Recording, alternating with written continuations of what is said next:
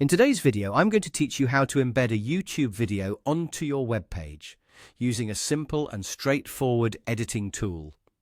Whether you're showcasing your latest project, sharing a tutorial, or simply want to add engaging media to your site, this guide will help you integrate a video seamlessly.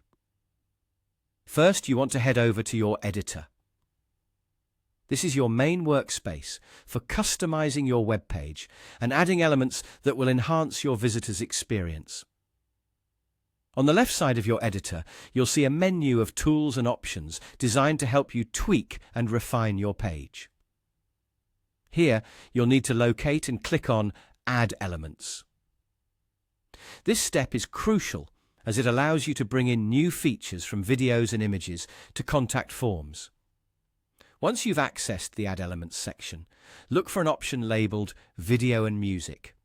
By clicking on this, you're opening up a variety of multimedia choices that will enrich your web page. Within this category, you'll find single video players. These are exactly what they sound like, standalone video players that you can customize and position wherever you see fit on your page. Now, select the YouTube video option and drag it to the spot where you want it to appear. This flexibility helps you maintain the flow and design aesthetic of your page, ensuring the video enhances rather than disrupts your content. After placing the video player in the desired location, it's time to select the actual content. Click Change Video to set up your chosen YouTube clip. Next, you'll need the video URL handy. Simply paste it into the What's the Video's web address field. This connects your video content directly with the embedded player on your page, so it's essential to double-check that you've copied the correct URL. Once your video is linked, it's time to customize the playback settings to suit your preferences. You can decide if you want the video to autoplay when someone visits the page.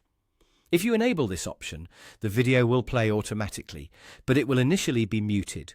Visitors have the option to turn on the sound manually. If you'd rather the video not autoplay, simply leave this option disabled. Another setting to consider is whether the video should play in a loop. Enabling this makes the video start over automatically after it ends, keeping your content continuously running. This can be perfect for exhibitions or landing pages, where repeated viewing enhances the experience. If looping isn't necessary, leave this option disabled. Finally, scroll down a bit further to add a description in the What's this video about field.